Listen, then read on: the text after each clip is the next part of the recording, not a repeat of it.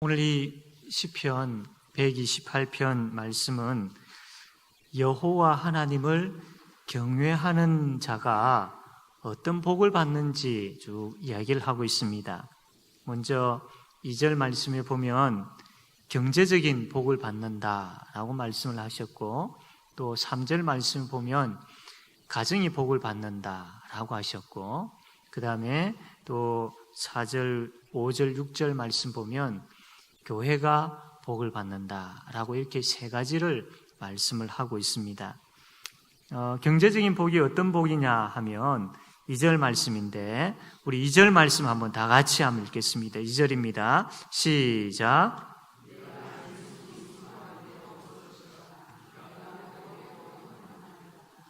아멘.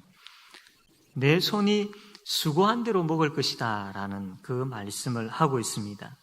이게 무슨 복이냐? 그러나 이게 참된 복이지요.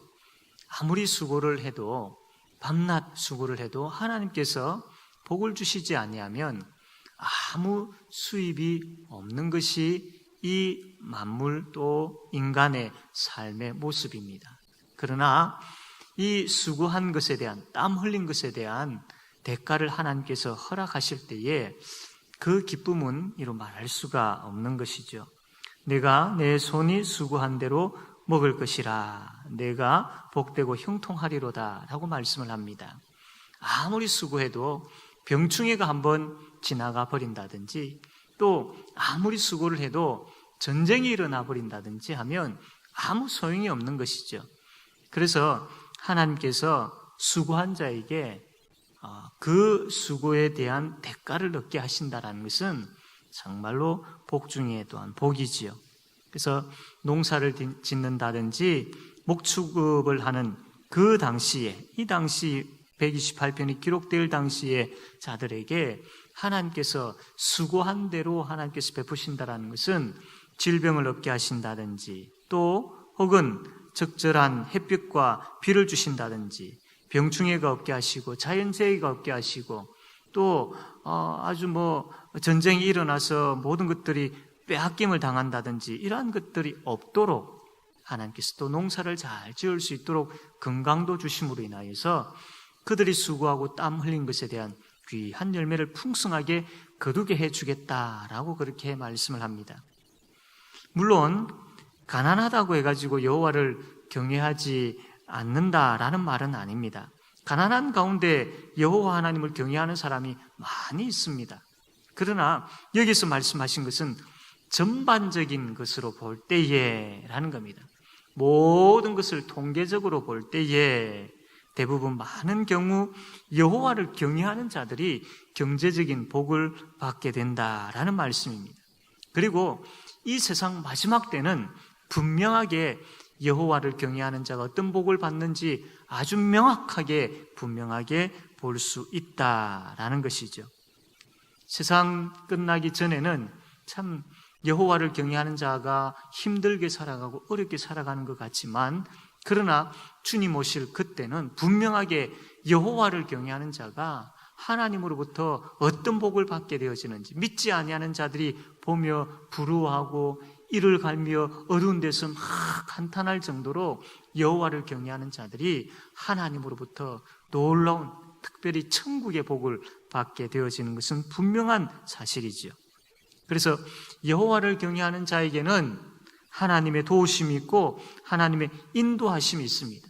그래서 여호와를 경외하는 자가 사망의 음침한 골짜기 가운데 있다 할지라도 주의 지팡이와 주의 막대기가 딱 보호해주고 지켜주는 것이죠. 그래서 여호와를 경외하는 자는 수고한 대로 얻게 되어질 뿐만 아니라 어떠한 상태에, 어떠한 형편, 어떠한 경우에 있다 할지라도 하나님의 안위하심, 하나님의 도우심이 있다라는 겁니다. 그 다음에 여호와를 경외하는 자가 받는 복이 바로 가정의 복입니다.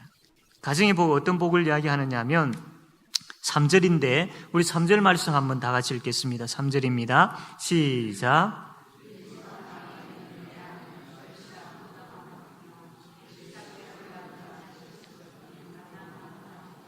아멘. 우리가 성경을 읽다 보면 이 나무 가운데 주로 많이 나오는 나무가 포도나무, 그 다음에 감람나무지요. 구약 성경에는 이 짝이 되어가지고 아주 많이 나옵니다. 이 포도나무와 감람나무는 아주 중요한 역할을 하고 있고, 그 다음에 이 이스라엘 백성들이 생활하는데 꼭 필요한 매우 중심적인 역할을 하는 포도주를 생산하고 기름을 만들어내는 것이 바로 이 포도나무와 감람나무입니다. 그래서 너무나도 중요합니다. 이것을 비유로 해서 이 여호와를 경외하는 가정에 특별히 아내는 포도나무 같다라고 했습니다. 여기서 이 아내라고 할 때 어떤 아내 이야기하느냐 하면 집의 안방에 있는, 집 안에 거하는, 집의 안방에 있는 아내를 이야기합니다. 왜 굳이 집의 안방에 있는 이 아내를 이야기할까요? 잠언 7장 11절 말씀 보면 발이 집에 머물지 아니하는 아내가 나오는데 이 아내를 부정한 아내라고 이야기합니다. 그러니까 집 안에 붙어 있지 않는 겁니다.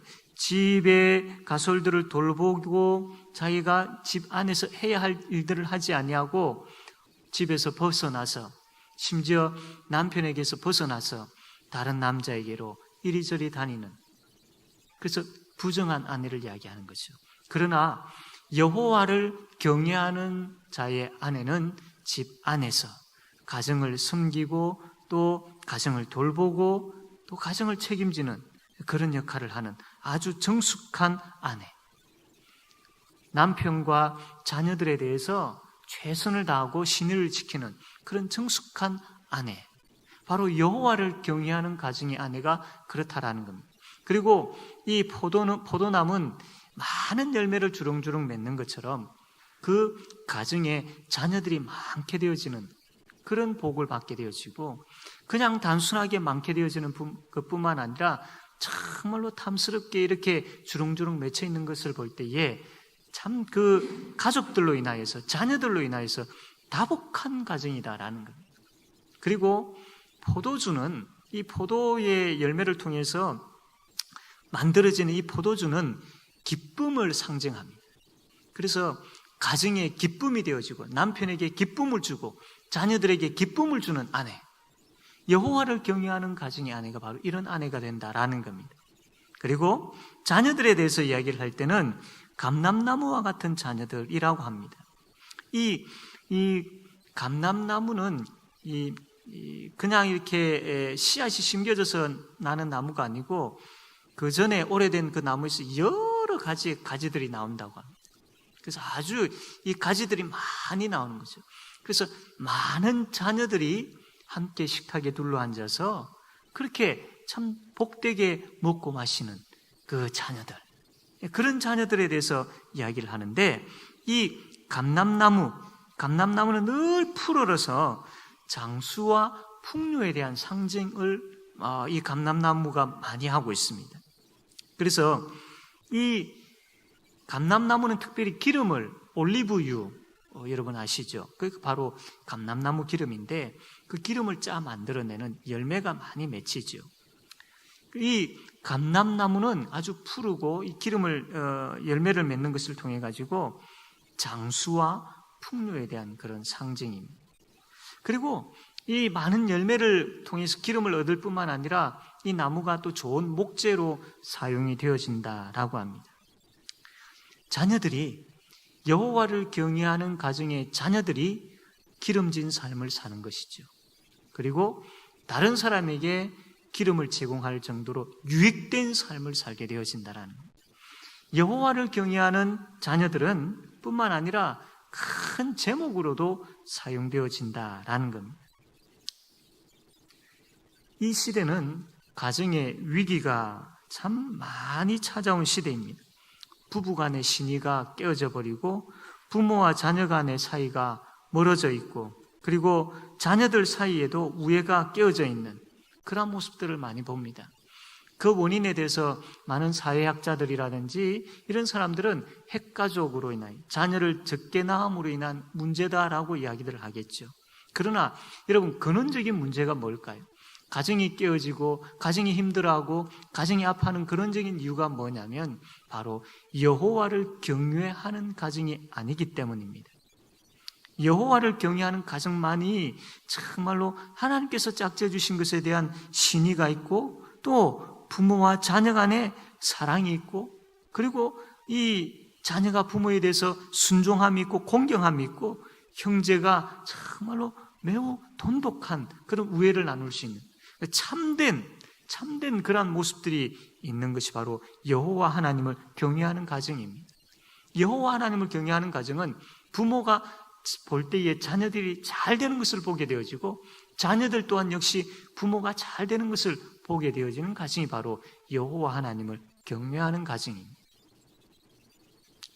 그리고 여호와 하나님을 경외하는 자가 교회적인 그런 복을 받게 되어지는데, 5절 말씀에 말씀을 하고 있습니다. 우리 5절 말씀 한번 같이 읽겠습니다. 시작.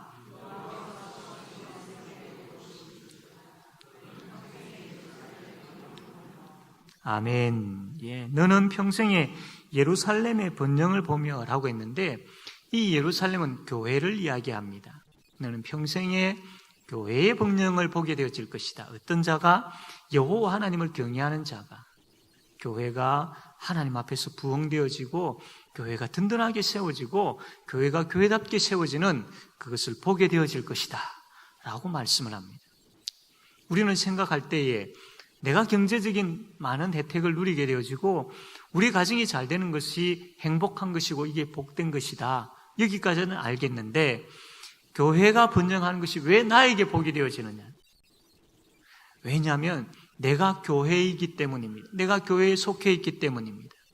그리고 중요한 것은 교회가 하나님 앞에서 번영하지 못하는, 교회가 하나님 앞에서 교회답게 세우지 못함으로 인하여서 아파하고 힘들어하게 되어질 때에 그 교회인 성도는 어떻겠습니까? 행복할 수 있겠습니까? 아닙니다. 하나님께서는 교회에 복을 부어주시고 교회가 복되게 아름답게 세우도록 나아가시는데, 그렇게 되어짐으로 인하여 그 교회에 속해 있는 그 교회인 성도가 그 교회를 통하여서 복받게 되어지고 그 교회의 튼튼함을 통하여서 자신도 튼튼하게 세워진다라는 겁니다. 그러므로 교회와 자신은 뗄래야 뗄 수가 없는 겁니다. 교회가 복받는 것이 내가 복받는 것이다 라는 것을 기억할 때에 이 교회가 번성하게 되어지는, 교회가 참 교회답게 세워지는, 이것이 바로 여호와 하나님을 경외하는 자가 받게 되어지는 복이다라는 겁니다. 자, 그렇다면 경제적인 복을 받게 되어지고 가정이 복받게 되어지고 교회가 복을 받게 되어진다라고 하는데, 그럼 도대체 여호와 하나님을 경외하는 것이 뭐냐라는 겁니다. 어떻게 하는 것이 여호와 하나님을 경외하는 것일까요? 여호와 하나님을 경외한다라는 것은 이 경외라는 말을 통해서 보게 되어지면 하나님을 두려워한다, 하나님을 사랑한다, 그런 의미가 있습니다. 그런데 여기서 두려워한다는 것은 우리가 알고 있는 단순한 그런 두려움이 아니라 그 하나님의 위대하심 앞에, 그 하나님의 크심 앞에, 그 창조주 되시고 구원자 되시는 그 하나님의 엄청난 그 권능, 능력 앞에서 존경을 표하면서 그 경이로움에 대해서 그 표하는 것, 그 표하는 것이 바로 두려움이죠. 그리고 여호와 하나님을 사랑하는 것이 단순한 사랑이 아니라 그분의 말씀 앞에 순종함으로 나아가게 되어지고 그분을 철저하게 신뢰하고 의지하는 것, 이게 바로 여호와 하나님을 경외하는 것입니다. 그렇게 한 사람은 하나님과의 관계가 너무 좋은 사람입니다. 하나님과의 관계가 참 너무나도 행복한 사람입니다. 아침에 일어나서부터 밤에 잠잘 때까지 늘 하나님 때문에 행복해하고 하나님 찾게 되어지고, 또 급하고 어려운 일이 있으면 그 하나님의 도움을 구하게 되어지고 그것을 경험하게 되어지고, 그러면서 늘 24시간 하나님과 함께 지내는 것을 경험하고 그 하나님으로 인하여 즐거워하고 기뻐하는 삶을 사는 것, 이게 바로 여호와 하나님을 경외하는 자의 모습인 것이죠. 이렇게 하나님과의 관계가 좋은 사람이 다른 사람과의 관계가 좋지 아니할 수 있겠습니까? 하나님을 사랑한다 하며 형제를 사랑하지 아니하는 것은 거짓말하는 것이다라고 말씀한 것처럼, 이렇게 여호와 하나님을 경외하는 자가 하나님과의 관계가 좋은 관계를 유지하게 되어지면 자연적으로 형제들과의 관계도 좋은 관계를 유지하게 된다라는 겁니다.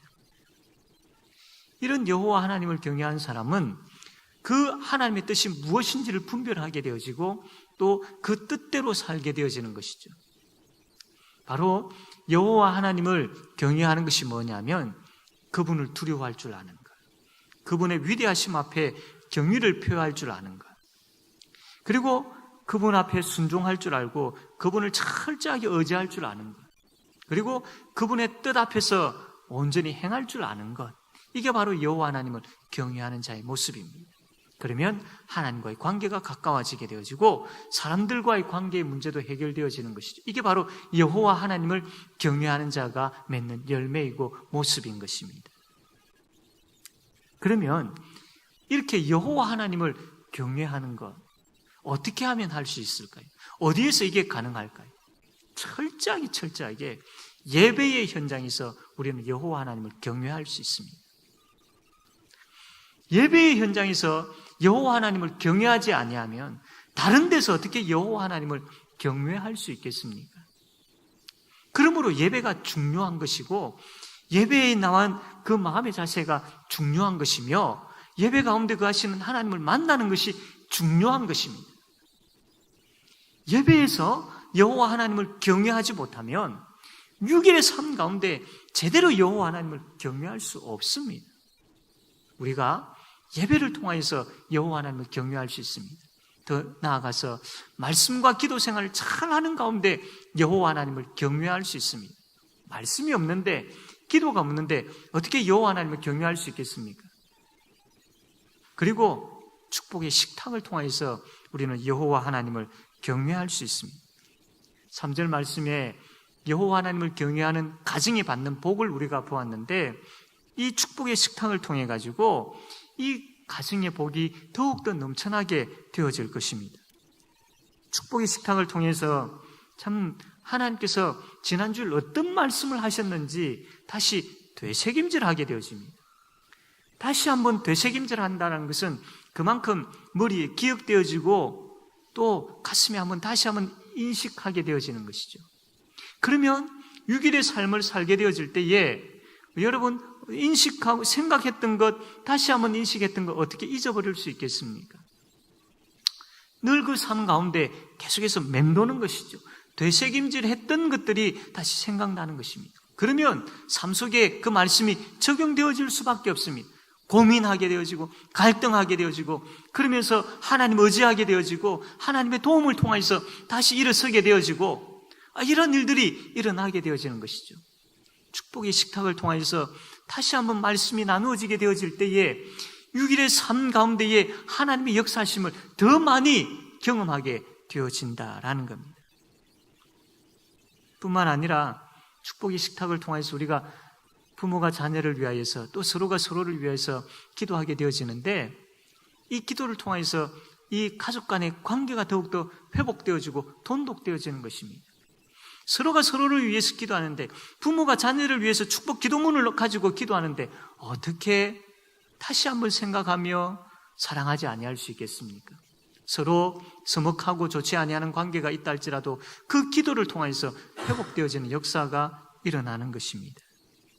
축복의 식탁이 그렇기 때문에 중요한 것입니다. 그런데 문제가 뭐냐면 이 축복의 식탁 없이도 일주일에 가족들이 모여서 신앙을 가지고 말씀을 가지고 기도에 대한 내용을 가지고 이야기 안 해도 아무 문제 없더라. 그렇게 살아도 별다른 어려움 없더라. 지금까지 수십 년 동안 그렇게 살아왔는데 굳이 왜 따로 모여가지고 말씀 이야기를 하고 또 기도 이야기를 하고 부모가 자녀를 위해서 기도해주고 귀찮다라. 이거 안 해도 지금까지 잘 살아왔는데 라는 그런 생각을 가질 수 있을 겁니다. 그러나 여러분, 이 축복의 식탁은 하나의 프로그램이 아닙니다. 우리 논리를 가지고 이게 옳고 그름에 대한 이야기할 부분들이 아닙니다. 왜냐하면 축복의 식탁은 온 가족이 하나님께로 나아가자는 것이기 때문에 한마디로 요약하면 온 가족이 하나님께로 나아가자라는 겁니다. 이게 하나님의 뜻이고 하나님께서 이 말씀을 통해서 그렇게 원하고 있는 부분들인데 이것을 어떻게 우리의 생각을 가지고 저울질할 수 있느냐라는 겁니다. 그럴 수 없다라는 겁니다. 사랑하는 성도 여러분, 곰곰이 우리가 한번 생각해 봐야 됩니다. 정말로 하나님께서 원하시는 가정의 모습인지, 하나님께서 말씀하셨던 그 신앙 중심, 하나님 중심의 가정인지, 아니면 세상 중심으로 그냥 살아왔던 것처럼 지금도 살아가고 있는 가정인지. 말은 우리가 하나님 중심이라고 하지만 실제 가족의 관계 속에서 하나님 빠져있는 그런 삶을 살고 있지는 않은지 살펴보아야 할 것입니다. 자녀들의 신앙 상태가 어떤지, 남편의 신앙 상태가 어떠한지, 아내의 신앙 상태가 어떠한지에 대해서 정말로 한번 관심을 가져보고 그것을 가지고 함께 모여서 이야기를 나눠보았느냐라는 겁니다. 하나님 중심으로 서로의 신의와 또 사랑과 순종, 이러한 것들이 만약에 가정에 잘 세워져 있지 않다면 다시 한번 우리가 하나님 앞에서 생각해 보아야 합니다. 이게 잘 되어져 있지 아니하고 자녀가 바로 서 있지 못하고 또 우리 자신들이 여호와 하나님을 경외하지 못하고 남편과 아내가 참 일주일 내내 하나님에 대해서, 기도에 대해서, 말씀에 대해서, 신앙에 대해서 대화가 없었다면 여호와 하나님을 경외하는 자가 받는 복을 받지 못하는, 반대로 여호와 하나님을 이러한 시간들을 통해서 경외하는 일이 없다면 그 반대의 현상들이 일어난다는 거예요. 경제적인 부분들이나 가정에 대한 부분들이나 교회에 대한 부분들이나 그 시편 128편에서 이야기했던 이 반대의 현상들이 일어나는 거예요. 얼마나 무서운 일입니까? 누구의 책임입니까? 바로 우리의 책임입니다. 부모의 책임입니다. 남편의 책임이고 아내의 책임입니다. 사랑하는 성도 여러분, 축복의 식탁을 통해서 회복되어져야 됩니다. 자녀들과 함께 모여서 같이 말씀을 나누고 같이 기도 제목들을 나누고 축복 기도문을 가지고 참 자녀들을 위해서 기도하고 필요합니다. 자녀가 없을 때는 부부가 모여서, 부부 두 분이 모여서라도 같이 이것을 가지고 나누고 서로가 축복 기도문을 놓고 서로의 이름을 불러가면서 기도해 주는 것도 됩니다. 그리고 난 다음에 자녀에게 전화를 해가지고 이 기도문을 가지고 읽어주셔도 됩니다. 홀로 계신 분도 마찬가지입니다. 그 말씀 요약 부분들을 읽으시고 또 그거 가지고 기도하시고 자녀들을 위해서 기도하시고 자녀에게 전화를 해가지고 우리가 축복의 식탁을 하고 있고 이 축복 기도문이 있는데 잠깐만 2분만 시간을 내어서 잘 들어라 라고 하면서 그 자녀의 이름을 불러가면서 여러분 나누어드린 그 축복 기도문을 읽어주면 됩니다. 그게 바로 축복의 식탁입니다.